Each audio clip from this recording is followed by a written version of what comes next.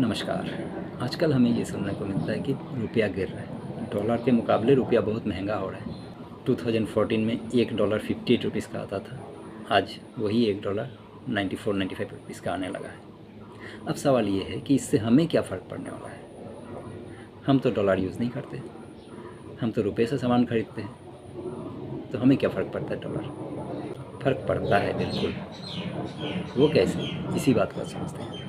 Dollar महंगा होने से हम जो सामान खरीदते हैं ना, वो सामान भी महंगा होने लगता है।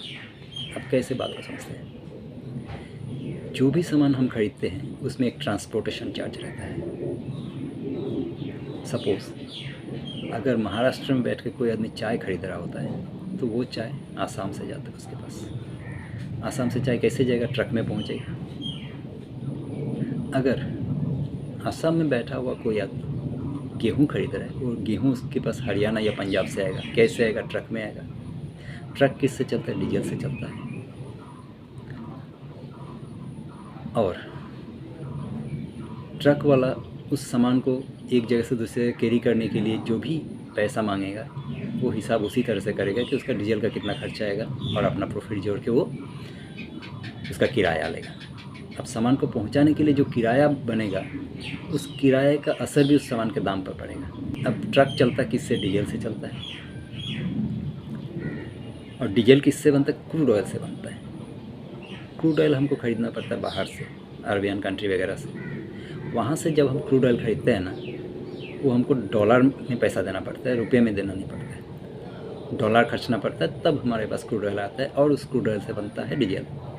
डीजल, पेट्रोल सभी कुछ क्रूड ऑयल से ही बनता है। अब जैसे कि मैंने बताया 2014 में $1 58 रुपीज़ का आता था, आज $1 94 रुपीज़ का आ रहा है। इसका मतलब 2014 में जितना डीजल हमको 58 रुपीज़ का आ रहा था, आज उतना ही डीजल ख़रीदने के लिए हमको 94 रुपीज़ देना पड़ता है।